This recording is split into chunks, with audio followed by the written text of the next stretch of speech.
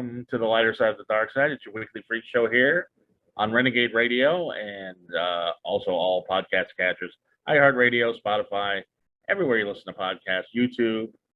It's the Dark Mark Show. I'm Dark Mark, the goth comedian, and joining me as always, everybody's favorite horror writer, and she's had a few margaritas and says it's going to be extra fun today. Nicole. Hello. Hi, Nicole. Hi. I'm glad you prepped for the show. Yes, properly, thoroughly. And it's going to be a good one because we have somebody I did a show with pre-pandemic. I haven't seen her since the pandemic, and that's my fault, not hers. And I was very impressed when somebody told me about her, when I listened to her, and I've actually, I find out she has a new album that's been on all the streaming services called Make Love to America, Gently with a Chainsaw. Yes. It's Queen of the Static Opera. Hello, Hi. Queen. Hello. And I love the new album. I love everything that you're doing. And we're going to get all into the Queen Awesome. today. Before we do, got to get some sponsors out real quick. I got to get my energy up. And so I drink my favorite energy drink, Raze energy drink. This is the best. Better than anything you can get in the stores. Go to our description on your podcast catcher or on YouTube, and you can get 15% off a case. This is strawberry colada. Just got a case of this. That's delicious. Get some Raze energy drink. And also, go to Audible. audibletrial.com/DMS is the code. Type that in, audibletrial.com/DMS. You get a free audiobook and a free trial to Audible. You can get one free audiobook, you get a 30-day trial, and you can listen to all the Audible originals, including they have unused scripts that they have audio plays for. They have all sorts of books. Nicole, do you have an Audible recommendation today for us? This month I'm listening to Wizard's First Rule. It's very good. It is the first of a very long series, but it's also a standalone novel so that you can just read it and you don't have to read any of the others. It's very good. Get Wizard's First Rule, or the last book I got on Audible was Rob Halford's autobiography. A lot of good stories of metal and the homosexual lifestyle. I loved it. Whatever you want. They got everything from Shakespeare to smut. Go to audibletrial.com/DMS and get a free book, free 30-day trial. You can cancel the next day and you keep the book. Well, Queen, you're here. I finally have you on the podcast. I should have had you on a long time ago. And Well, thank you. This is probably the perfect time anyway. And I didn't know that.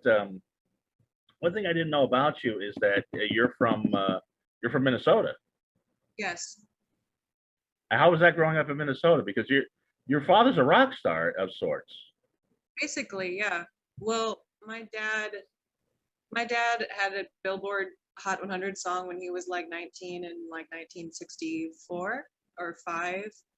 And he went on to like mentor Prince and stuff like a long time ago when like Prince was like 16. And so my dad always kind of stayed in the Minnesota music scene. But I mean, music's a fickle business, like financially and stuff. So it's not like I grew up like, ooh, rich rock star lifestyle or anything like that. It was just that he did have notoriety though. Right. For me, it gave me like this weird delusional hope that I was way better than I was because my dad was so good. And I think that really helped me get to a point where I would actually get really good because I kept working at it. So, but like the Midwest itself is, well, the city I grew up in is actually really not quite like the rest of the Midwest. It's very it's like sort of like Chicago, just a little bit smaller.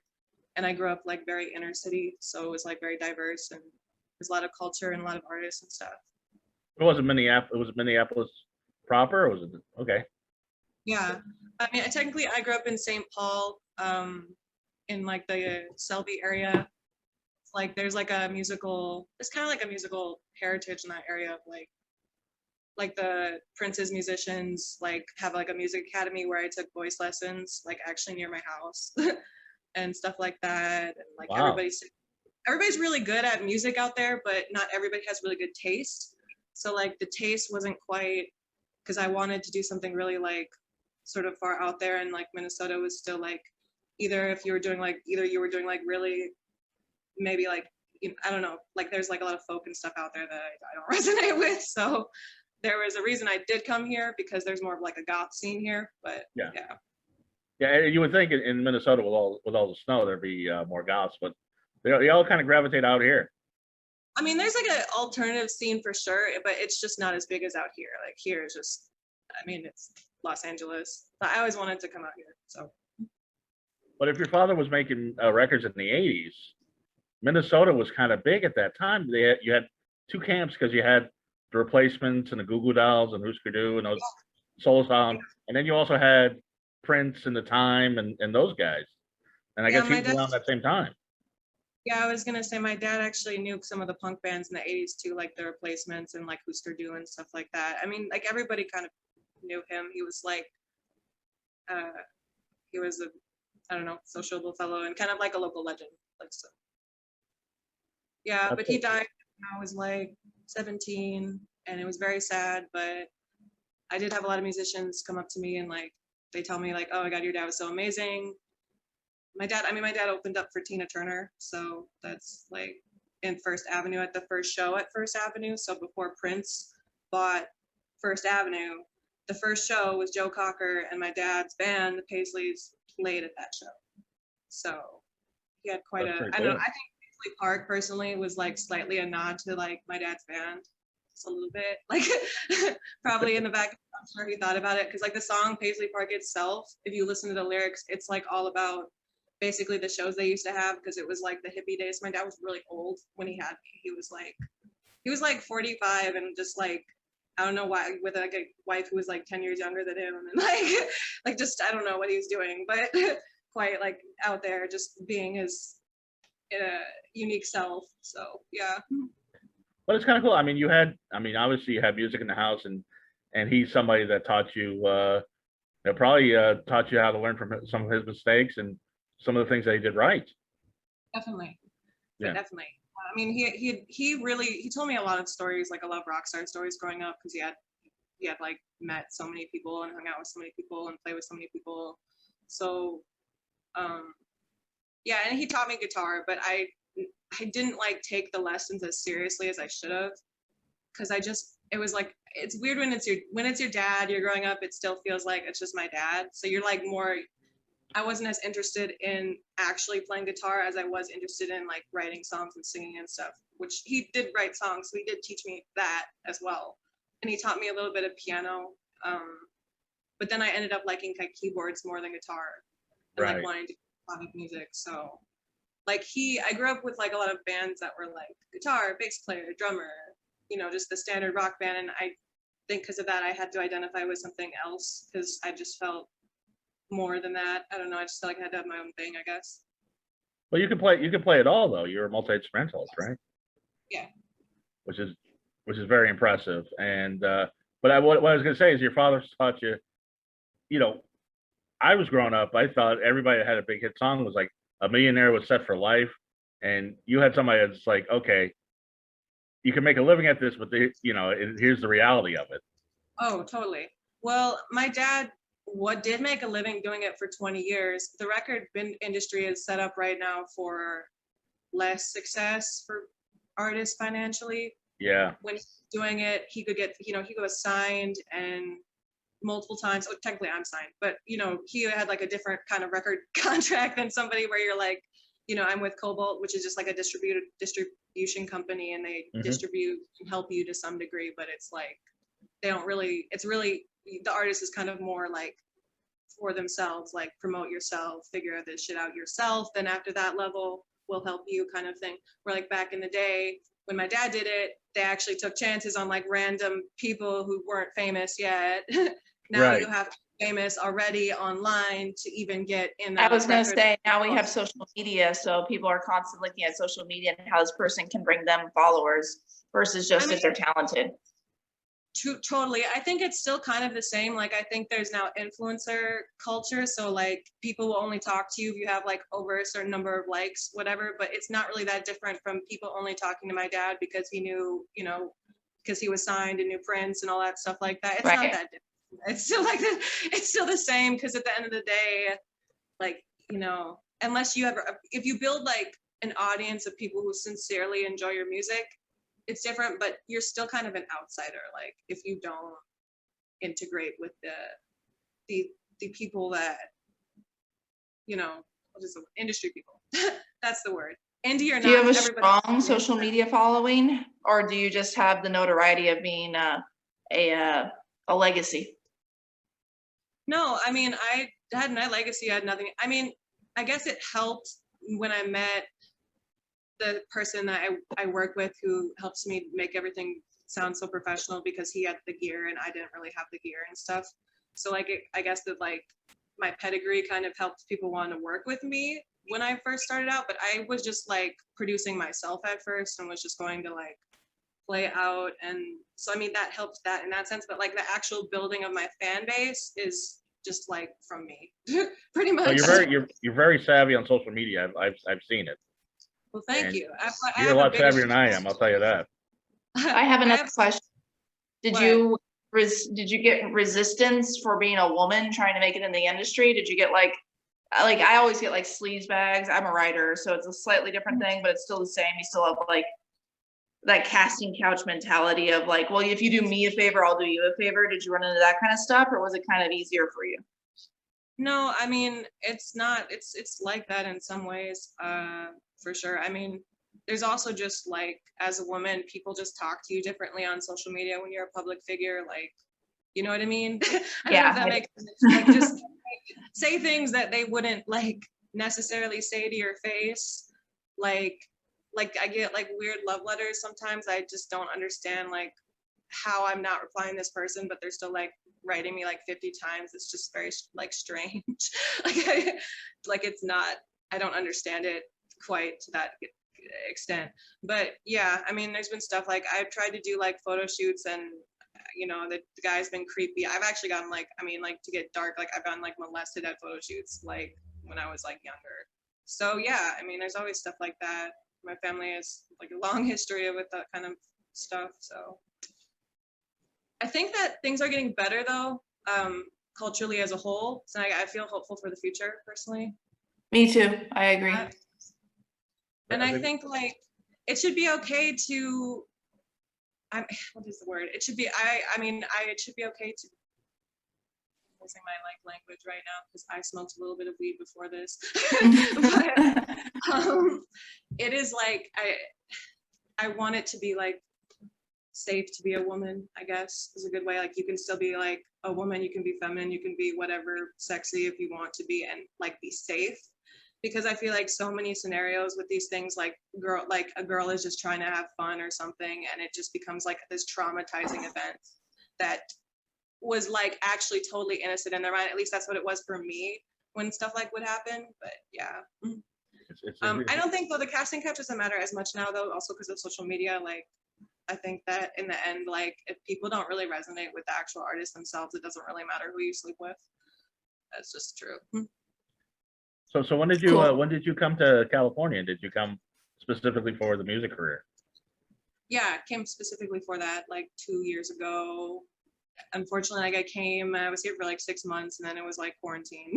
So I have to go out and actually do what I was planning to do when I came here because I was totally short. So we met shortly after you came to California. Yes. And you already had your first EP on Spaceships was already out.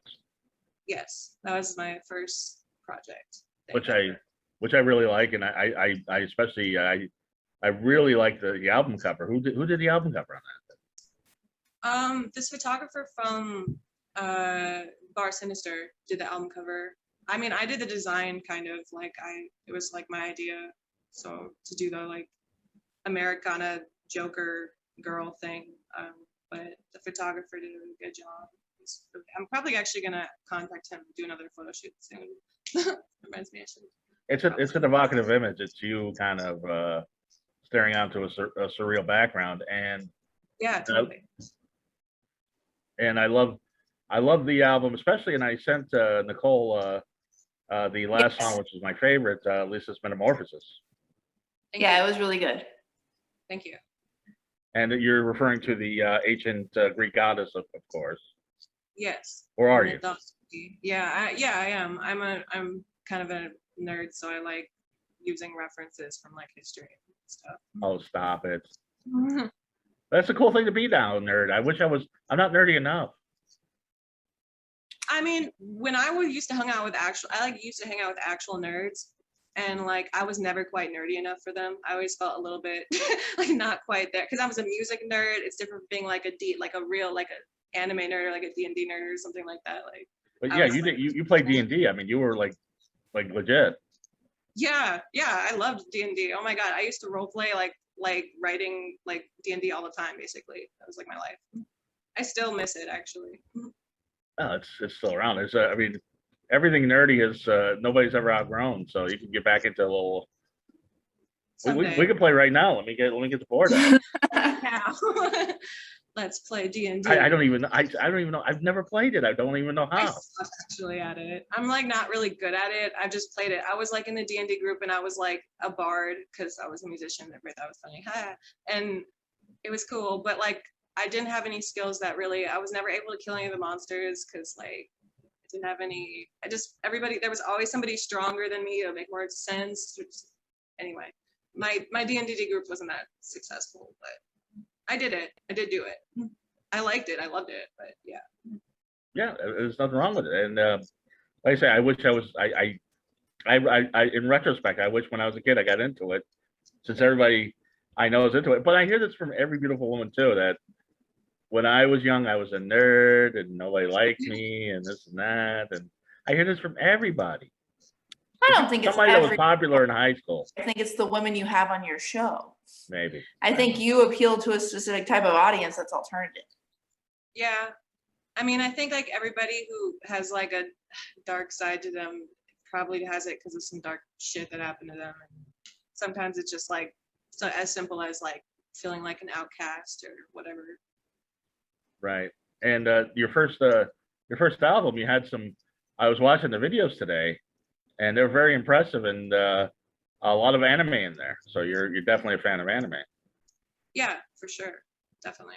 A huge influence on style because Japan's so good at horror, like visuals and music and stuff like that. Always felt really inspired by it. Now the videos for Venus and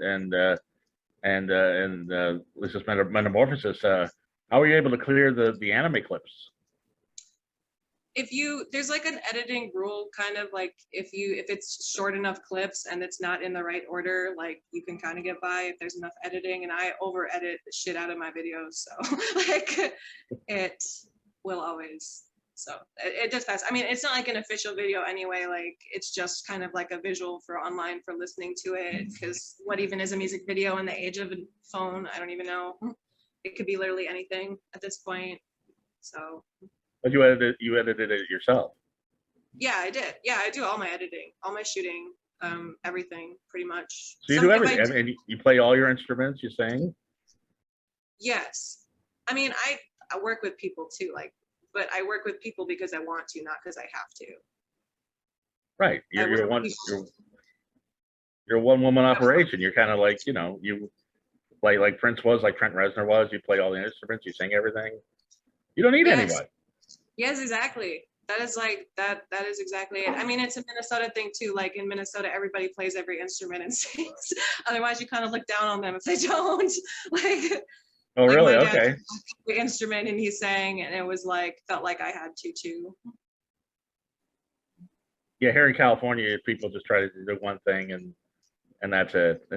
But we have people that do multi-hyphenates, but usually you kind of get good at guitar, you get good at drums, or you get good at something else, and I mean, you don't have to be like super good at everything to play. Like I don't claim to be like the best guitar player, the best keyboard player, but I'm a good enough producer and I'm a good enough songwriter that I can pull together. But I mean, like everybody says that too. I think even Trent Reznor says that. I think that. so we were happy with the reaction to Spaceships. Do you think you think it reached you know, for the first thing that you put out, do you think it reached a decent enough audience, or?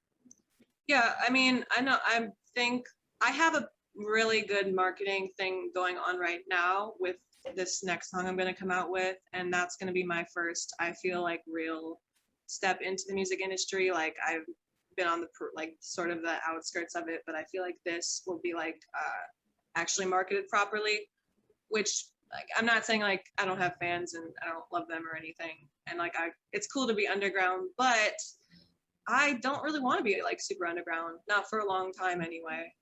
I've paid my dues, so I want the like I want to be above the ground. So that is what As you should be, and it's because unfortunately we all lost a year. Yeah, That's true. And in that year, you came out with your second album, which of course had the Heather's inspired title. And Right. there were a couple remixes there. Make Love to America Gently with a Chainsaw. Yes. But the cover of Warm Leatherette, what prompted you to cover that? Because that's getting a lot of buzz. Yeah, I got like really lucky because for some reason the man that actually wrote the song gave it like listened to it and enjoyed it, and I am like totally honored because he discovered so many of my favorite bands and stuff, like Depeche Mode and like McCabe and just like legendaries people. So I don't know, I think it kind of just happened. I don't know, it happened sort of from me watching like videos of Trent Reznor and Peter Murphy cover. Okay. We had a little pause here during the recording, which is right on time because we were going to talk about Renagade CBD. Nicole, Yes, tell we them about are. Renagade CBD. You want me to tell them about it?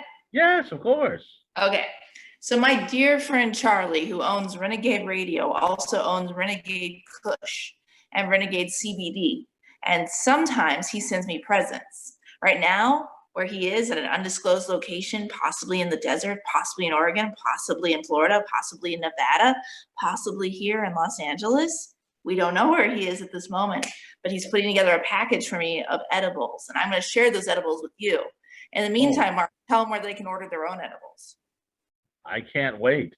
And in the meantime, I know some of you are listening to us on Renegade Radio. Just go ahead and check out renegadecbd.com. They're our newest sponsor, and you can get all of your fun stuff there. I've tried the weed already. It's great. The Kush, the Renegade Kush is fantastic. Yeah. I can't wait till they give me my gummies. I can't wait either. The Queen is back. We were just talking about Renegade CBD, which has nothing to do with what we were talking about. We were while we're on the subject though, do you smoke weed? All the time. All right. Oh, we got some product for you probably. Renegade CBD. And I'm sure Charlie Renegade would love to sponsor you, so we'll try to get that along. Anyway. Oh, I love that. Yeah. I have one more to add. He also sent me a bunch of CBD cigarettes, which I don't smoke cigarettes or tobacco, but I tried them because I was curious. They're very smooth, very potent, and if you actually smoke cigarettes, they're great. I don't smoke cigarettes, but I do smoke weed, and I like CBD, so I'm okay with all that. All right. Well, we do. I love weed. Anyway. Well, next time I see you, we're gonna give you some of Charlie's gummies, and we'll all hang out. And awesome. Anyway, so we were talking about how we lost a year in 2020. Yes. I just met you, and then we lost a year. But during that year, you recorded your album. Yeah. And Warm Leatherette became a big hit. Yeah. Yeah. I mean, people like it. Definitely received well. Like people rarely tell me it's really bad. I don't like maybe. Yeah. No. Usually people like it. Almost always. It's just always more like. It's a song that's you make money in the music industry is more the complicated part. People always like it, you know what I'm saying? But like with how streaming is set up, like one stream, one person, if this was a different era, I'd probably be a lot richer from music, you know? Yeah, of course. Like if it was Warm Leatherette sold 10,000 copies, that would be so much different. Or I don't even know how many places are right now, but that was like a record number. But yeah, it would be much different. But anyway, regardless, I have a better promo plan I'm working on. So that's great. You might want to move the position of the camera down a little bit more so we can see your face. There we go. But this is a song that's Warm Leatherette's a song that's been covered by so many people. Yeah. Grace Jones probably had the most commercial hit, but like say Pretty Murphy and just it's been covered by everybody. And I think yours is probably the heaviest cover I've heard. Thank you. It's very industrial. Thank you. Yeah, I definitely. I think it is. Well, there's a Susie Quattro cover that's like, I think she's just like screaming over distortions. That's probably technically heavier. Okay, I haven't heard that. But like in terms of industrial electronic keyboard metal or whatever it is qualified as, yes, pretty heavy. I always, well, I mean, that's what Queen of Stag Opera was supposed to be, like that. Sometimes it's like a little more polished and pop now, but generally it's not supposed to be anything but heavy. Well, I was listening to you on another podcast, and you were talking about your influences, which are lots of stuff that I listen to that I love, and in that not only you're inspired by goth and industrial, but Kate Bush and trip hop and other things. And I was like, there's nobody you mentioned, and I was like, oh, that doesn't make sense, or that sucks. Oh, thank you. Yeah, I feel like I have a pretty distinct taste at the very least. I try to find other people that like Massive Attack and Portishead and Tricky and stuff, and I don't know. Either people don't know it or they don't listen to it. I mean, I always meet people who know who they are, but I guess they're like musicians. The trip hop scene, I feel like, has actually really influenced a lot of hip hop and R&B right now, actually, and pop music right now, like Billie Eilish and all that stuff. Right.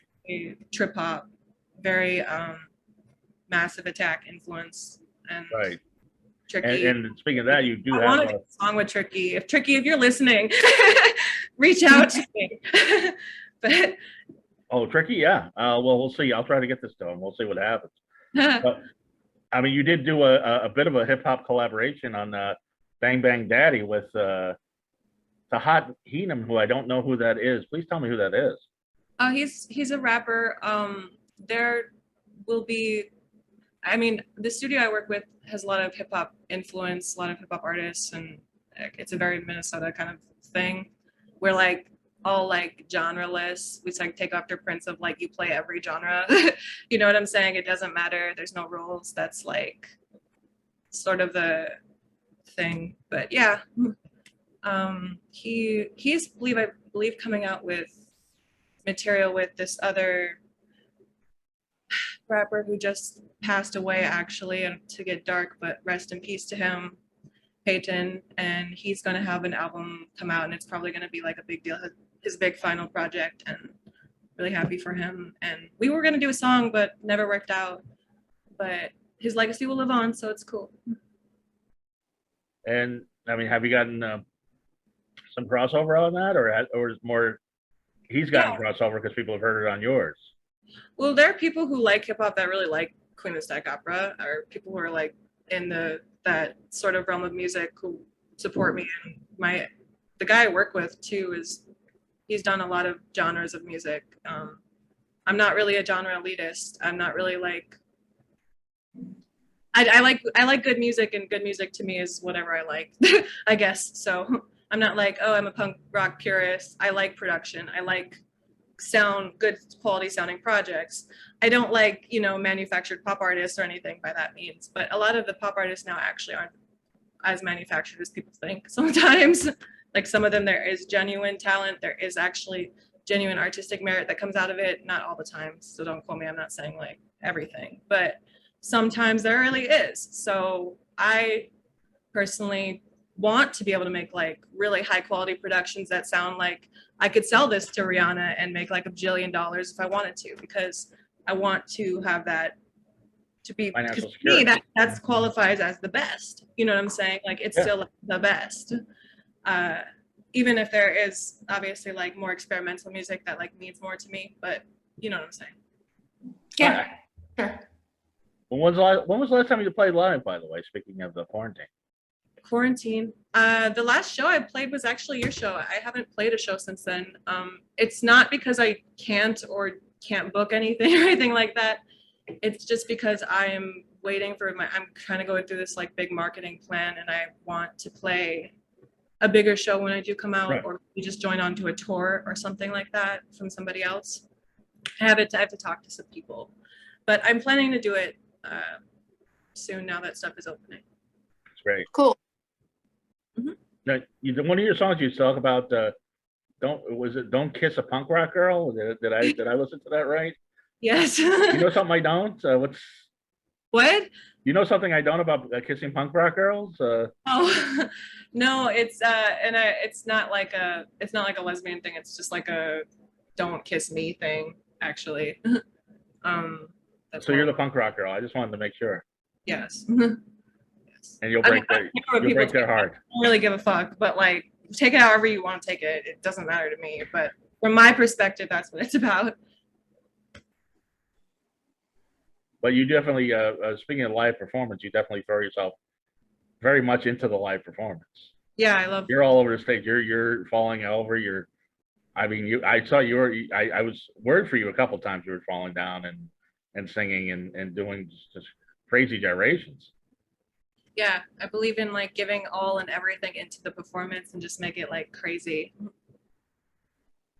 And it definitely. Well, you got to see this, Nicole. You got to see this live. For I sure. trying to Sounds I was trying great. to take pictures of you. It was hard. Yeah. You don't stay still. No. I know.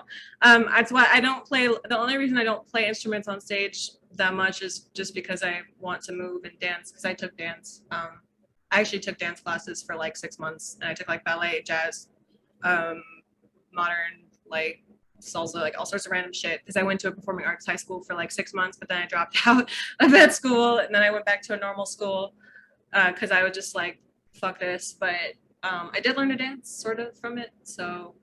I don't like choreograph anything or anything, obviously. It's just, Right. you know, like, it's just an experience. Me and the music, whatever comes out, comes out.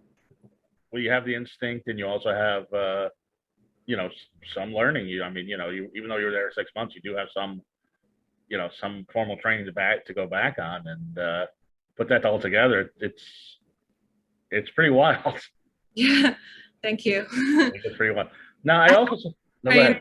Yeah, I guess I've been all over the place. I don't know. I wanted to be sort of like when I was growing up, because I'm rather young. When I was growing up, everything was like Britney Spears and like pop music and like NSYNC and stuff. So you grew up with like MTV, and it was like very choreographed, very big pop like MTV sort of thing. So like when I was younger, I thought like I would have to dance. And then I realized I had to write my own songs because like I always had this idea I was going to do this just for always my whole life. Like I used to make lists of like how to get on the Grammys, like stuff like that.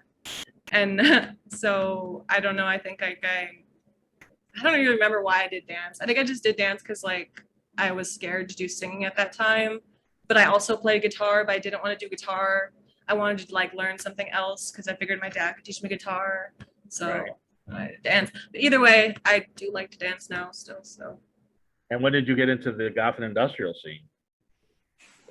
I mean, that's just kind of like the music I liked growing up was just all that. That was just what I sort of became, I guess. I sort of when I did a song with Angelspit because they're like a sort of a veteran of like the underground industrial scene, and I was gonna like, ask you about that. Yeah. yeah, I was like a fan when I was like 16, so I got to be the vocalist for Angelspit, sort of be the chick vocalist for a song. It was fun. And then I guess the Bar Sinister thing playing there was like, this is the goth scene. You're now in this vampire bondage part of the goth scene. Like you are now officially in. That's what kind of felt like. But I mean, as far as your taste in music and your taste in, it's a long way from Britney Spears to your other influences, or is it? I like everything too. I mean, I respect everything, and to some extent, I mean, I won't sit and listen to certain things, obviously, as much as others. But yeah, my favorite kind of music is like metal, industrial, like, and like hip hop, probably like Yeah. trip hop and like violin music and like orchestra music and movie music, movie soundtracks, video game soundtracks are also really good. Cinematic soundtracks. What's a good video game soundtrack? I have no idea. BioShock, or there's this game called It's called Wet, and it has like a psycho rockabilly punk rock soundtrack. And the game is actually not that great, but I downloaded the demo once and I liked the music on it a lot. So sometimes I listen to music on that because it's just like, I don't know, I like the theme of it. I guess it's really creative. There's somebody who just listens for the music and everything. Yeah, I mean, yeah, I like aesthetics, and I mean, I shoot my own music videos. So I mean, I think about the images I want to put out, and everything is like a visual art experience too. But you don't put yourself in the videos. Sometimes, no, there are ones with me in it. Okay. Yeah, if you I go, must have just. some of them, they're probably not on YouTube, to be honest, because I just don't put that much on YouTube, which I probably should put them on YouTube, but they're on my Instagram. Okay. Well, I'll have to take deep and look for them. No, there are I was ones just going on YouTube there are ones with me in it. because I mean you're you know, with all due respect, you're obviously an attractive woman and you do have a good image. Not that it's an alternative image, but it's not necessarily gothy image. I mean, I'm not a cliche person. I don't know. I've always really like walked my own kind of path, and I like really weird, like I don't feel the need to put on a costume to prove my authenticity, if that makes sense sometimes, because this is just like who I like. Everything I do is just kind of naturally weird, to be honest. And so What I pick from you, I get more artist than goth. Like you're an artist. I think artists are like this. We always look like artists no matter where we are. And there's a lot of artists that gear towards alternative because we're misunderstood, but you definitely come off as more of an artist to me than just like a cliche goth. Yeah, exactly. For me, I'm not trying to be a goth artist. I mean, like my taste is just darker and progressions and sounds. I like dissonance. I like dark sounds. I've always had that taste, but I don't need to do certain like I don't need to like sit here with like a raven on my titty to prove I'm God. Like for me, like I do, but you don't. I mean, I have tattoos and stuff. I mean, I have like some things that are sort of cliche, I guess, but like I don't. Maybe I'll dye my hair pink or something, and then people will be like, "Oh, you're really like goth now," and I'll be like, "Okay." I used to have colorful hair actually, but I just stopped dyeing it because it was not healthy for my hair, and so yeah, that's part of it. You do you. You're the queen. Don't let anybody tell you different. I would have colorful hair, probably like pink hair. I'm probably gonna use a lot of wigs for visuals, to be honest. Like, oh yeah, playing characters. To me, it's more like it's character art. It's just art. I'm just an artist, you know. I'm not trying to be like goth. I'm just being an artist. I'm influenced by what I'm influenced by. right. So your character. So upcoming, you're gonna have songs with specific characters, and you're gonna do that. I mean, yeah. I have like I want to put out a campaign right now for a song that's going to be for sort of like a specific character, sort of a specific image and a story in my head that sort of goes along with everything about when it will be marketed, and it'll be like I'll probably, you know, look a little different than I usually look in it. Yeah. Sounds cool. Yeah, I look forward to it. Yeah. Now going back, you said that you sang that song with Angelspit when you were 16. No. I was a fan of them when I was 16. Right. Right. I sang a song with them right before quarantine or in the middle of quarantine. I can't remember when it was, but something like that for their latest album that just came out. Right. Yeah. Actually, the video just came out. Now, how did you hook that up? I mean, this is you manifesting something that you wanted to do since you were a teenager. Yeah, I don't know. Well, I just sent him an email, and I wrote him a really heartfelt email of like about that I just really liked his music, and he wanted to like, and I wanted some advice basically. I was just like reaching out towards musicians who maybe would be sort of like, would maybe help me or talk to me, something like that. And I've talked to a lot of people at this point, but he's one of the only people that really has tried to help me. So yeah, it was awesome because like I'm a big fan. Nice, cool. We performed at a festival together a few years ago. He's great. And that song, by the way, if people want to check it out, is Happy Little Coma on the latest Angelspit CD. So, or streaming or whatever it is right now. Yeah, he's a genius, I think, for sure. And I could see it works together. Your voices mesh together very well. Thank you. Well, I did actually used to, when I was younger, I used to listen to Angelspit, and I would like record songs in my bedroom, and I would sort of try to sound like his old singer. So like that was like years ago. I mean, I had a lot of influences. Like I listened to a lot of people back then, but he was one of the people I did listen to. Well, who else vocally is an influence on? PJ Harvey, Kate Bush are probably who I actually try to sound like. More than anybody, I would just say those two. So I like, and I feel like personally, I sound sort of like them, I guess. And maybe kind of Lana Del Rey, like Lana Del Rey thrown in there randomly, like I can see that, yeah. something like that, like PJ Harvey, Kate Bush, Lana Del Rey, and like I don't know, like Tyler the Creator and like Aaliyah or something, just like random all together. It's a good one. And then musically, so like metal vocalists as well, just like anybody. Like Maria, remember I used to like loved Maria Brink's voice, and I've seen them live like 17,000 times, and her voice is just so awesome. It's tough though. It's tough to do that every night. Yeah, definitely. I mean, especially when you're screaming. Like when I like first learned how to scream, like and really had the courage to scream, it was like a monumental moment in my mind to just like sit and be able to like scream. Like I can literally walk into a bar, walk on stage and just like scream in front of the whole bar and drop to the floor and not really give a fuck what they say about me. That is to me success. Well, that's great. I wish I could do that. I blow out my voice after one song in karaoke. That's just me. But you're a trained singer, so. Yes. I had a really, well, I mean, I wasn't that trained though. Like I'm sort of, like I had a little bit of training from a really, really good teacher who she actually just passed on recently. So thank you, Debbie. She was a jazz singer in Minnesota, actually, though. She like did like R&B jazz and soul like that.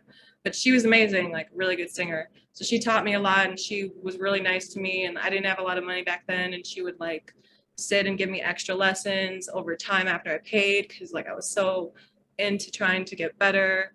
And so I'm really grateful I did have that experience. But besides doing that for like maybe 6 months, maybe less than that, I'm not really trained. But I have practiced a lot with the piano in my life though. And like, obviously my dad was a musician, so he helped. Right. I mean, you have some foundations. I mean, you're not, maybe you haven't done as many scales as some other singers, but you do have a foundation for your vocals, and they are very strong and very distinctive. Thank you. Yeah, no, I mean, I think I play because I can play and sing at the same time, which a lot of times musicians, when they'll actually try to do that, they'll realize it's like really hard. But I've been playing and singing at the same time since I've been 10. So like, I think that probably created like sort of a distinct way I sing. Like I was playing with the guitar at first, and then maybe the piano in my basement. That's what I played with. And yeah. I'm looking at your social media and also on your YouTube. I mean, you say you're talking about your fans, and hopefully they're going to grow exponentially from here on in. Hopefully this will be the catalyst to get you millions and millions of fans, but other things that you're going to be doing. But your fans are very vocal. And I mean, even for the level that you're at, I see a real enthusiasm there. I agree. I think that they are like passionate about like the people that do really like my music, Like they love my music, and I love them, and it's wonderful. And is this all LA, or is this all over the world? Is it what? Is this just LA, or is this all over the world? My fans? Yeah. Well, it's everybody. I mean, it's all over the place, I think. I mean, I'm sure some of them are from shows out here, and then some of them are just people found my page through like a blog or whatever, stuff like that. So you hear from people in Europe and Africa and Asia and. Yeah, totally. I have like this one super fan in Japan who's like a trans. I don't know if I think she's trans. I'm not even sure if she's awesome. If she is, I'm sorry if I misgendered her, if that's the thing, but like she's like one of my super fans, and I've like mailed her things and everything. Right. Like I have people who write me from all over the place. That's great. Hi, super fan from Japan. I was actually pretty. I was pretty stoked this week to find out that our podcast is pretty popular in Sweden, Pakistan, and the Netherlands. That's cool. Why those Awesome. three, I have no idea, but that's fine. Thanks, I thanks love for that our listening. podcast is classified as sexual. It's super sexual podcast. And today's podcast not necessarily sexual, but we do we do talk sexuality enough Yes, that I didn't want to label it comedy or something else. So, Yeah, I mean, Queen of the Static Opera is a sex positive act, whatever the hell that means. Yeah, sure. Yeah. And tell Nicole where the name comes from, because I know, but What did I tell you where it came from? Did I tell you well, it comes from the static on my microphone I used to have when I also want to do like opera. I want to do like Phantom of the Opera, not like literal opera, but I like the story aspect of it. Obviously, I don't sing opera just because I don't want to sing opera. So that. but it's a staticky microphone. That was the impetus for the name. Yeah, because I had no money back then. Like, I mean, I was poor. I was just recording like on a $3 microphone with like a $50 laptop. And not even like, I'm probably like $15 microphone, but still not very good. Compared to what I use now, way different. Now I have gotcha. my own studio and I have like my own gear that I never thought I'd be able to afford. Especially living in LA, I never thought I'd be able to afford that. But here I am. Well, that's great. I would say if there were record stores, the Q section is a small section. So you got Queen, you got Queensryche, you got Queens of the Stone Age, and Queen of the Static Opera, and I can't think of any other one. Oh, Q-Tip. That's about it. Yeah, I hope so. Hopefully I always see Queens of the Stone Age and it's like almost the same lettering and I'm like, every time I type my name, it always comes up. I'm like, when will it be? My name. And then you got the the QOTSO. Yes, Quatso. Yeah. It's like what I Quatsa. call it in my head. It sounds like a robot. We've always called it that for some reason. So, but I like that. Quatso for short. And for logo things, and as time goes on and it gets bigger after I release my single and stuff, Quatso will be the logo thing. Nice. So tell us about what you are recording now in the new album and how you're going to take over the world. Well, I mean, I'm gonna try to do a proper marketing plan, but I have like a really good song that I believe in a lot. And Okay. I guess it's a little bit. I personally feel like it's one of the best songs I've ever written. So That's great. I mean, that's high praise because I love your songs. I think you've written a lot of good songs. Yeah, and I don't know where this one came from, but like it's just, there's something about it. So I'm planning to do a photo shoot and do a campaign, probably like internet marketing campaign thing, and try to get the song to some people and see what I can do from there. And then I'm also working on more music myself, just like the album that I'm going to release too. But I have that song that is my single song, like my single. So. And you instinctively just have this feeling that this is the breakthrough. This is the one. Yeah. I just know. Yeah, I just know. I don't even know. I have a feeling. I don't know. I like to pretend I'm psychic. So sometimes I feel kind of psychic. So I just have a feeling that this. Nicole, you want to break the cards out and see how this comes out? Nicole does tarot readings. So. I'd have to be with her in person. Oh, okay. I know some people feel comfortable doing them long distance, but I want you to touch the cards so they have a connection with you. And so I only do it like person to person. You don't know the person too. Like, cause I do tarot, I'll do the readings, but I'll do it with like my friend I've known since like I've been like 12. So like, of course we have like a psychic, connection already. Really? Cause my friend's a psychic. He said he can't read me because he knows me too well. There are stuff like that too. Like I've heard that as well. Like you can't, like my sister said something like she can be kind of psychic and she can't really read. She can read people's past lives allegedly. And like, she can't read mine as easily because I just know her. I'm too close to her, but she can always read strangers' past lives. It's strange. This is a big world full of weird things, But have you had a psychic things come to you? Have you had things come through before? Yeah. Not necessarily with you, but for other people?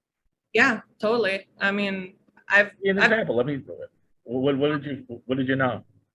I mean, it'll just be, what was it? It's a good example. I knew, it's hard to say stuff without revealing like personal information that I Okay. don't necessarily want to say, but I've like known about some things before they happened. Yes. Okay. All right. That's fine. Because Nicole did a reading on the show, and then the pandemic happened. I'm like, you could have mentioned that. Because she's like, oh, I think you're gonna hook up with this girl. I'm like, well, I would have, but the pandemic happened. You could have mentioned something. To be fair, I got this really weird response from a person who was just being a hater that said, if you're such a good psychic, why didn't you predict Kobe or the COVID? And I said, number one, I did predict COVID. I didn't know it would be called COVID, but I said, we're due for a plague. We have one every 100 years. I said that. Number two, I wasn't Kobe's tarot reader. So I'd never met Kobe. I couldn't tell anything about his energy. But if he'd gone to me, maybe he wouldn't have gotten that helicopter. I don't know. Either way, I have no responsibility over someone I never met. But the plague, I knew would happen. We have a plague every 100 years. Right. All right. So. Yeah, I mean, It's a harsh way to look at it. I mean, considering how many. So 2120, we can expect another one. Yeah. Yes. Okay. Or around there at some point. Yeah. In that 10 years span. What were you gonna say, Queen? I was gonna say I heard isn't there another virus from Japan that I heard about? Maybe I don't know if that's accurate. No, yeah, there's like a new strain of something. I don't know. I'm not worried about it, but we'll see. I don't know. I don't consider myself like I'm not psychic. I'm not a good psychic. I'm not good at being psychic, but I've experienced like psychic phenomena, and according to astrology, I'm very psychic. So maybe that's true. I prefer the word intuitive because I'm not really psychic. I just get good feelings or bad feelings accordingly. So. Yeah, intuitive. That's a good way to put it. Yeah, I think just my personal opinion on it is I think things happen that we don't understand and we can't explain. And I think everybody has a little bit of intuition, like Nicole said. I think part of the brain we don't use that we might use as we grow as a civilization, as we evolve more. I think we might use more of our brain. Right now, we only use like what 10%. They say.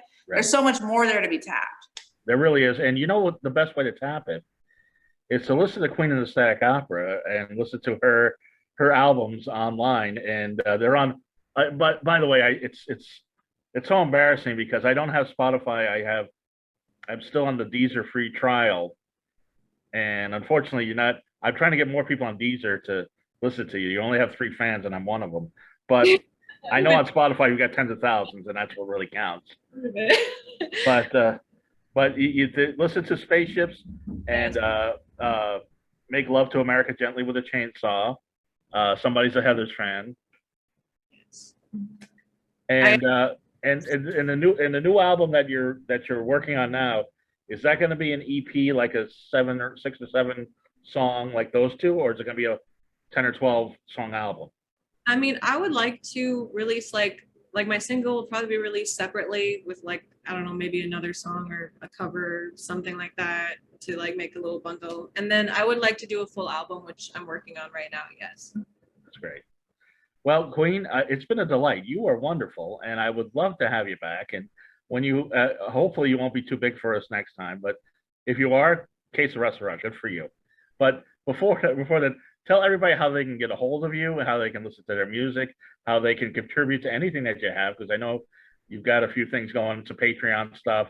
Just plug away, whatever you got going. Sure. Yes, I have my Patreon.com/Queen the Static Opera. I have unheard demos on there. You can actually listen to the song that I was talking about. That is going to be my single right now. That is actually on my Patreon. Instagram/Queen the Static Opera. You can always message me on there. I'm very active. It's Spotify, all of the outlets, Google Play. I am on there as well. But if you actually want to financially support me, I do sell T-shirts and things like that on my Patreon. Nice. Listen to the song before the world listens to it. Queen of the Static Opera's coming. Nicole, tell everybody how to get a hold of you. Well, I'm Nicole 6 Books on Instagram. I'm also Nicole 6 on Facebook, or Nicole H6 on Facebook. And if you need any help growing your social media, slide into my DMs and I will help you, as I've helped so many others. Yes. And like I say, if you like good music, doesn't matter if you're into goth, if you're into metal, if you're into industrial, if you're into whatever, trip hop, hip hop, Queen of the Stack Opera's got something for you. Check her out on all of the streaming services, and go to Goth Comedian on all social media, and you'll get you'll hear all about me. Queen, has been a delight. Nicole, thank you for getting drunk and doing the show. And Of course. everybody, have a wonderfully creepy week. Bye. Bye.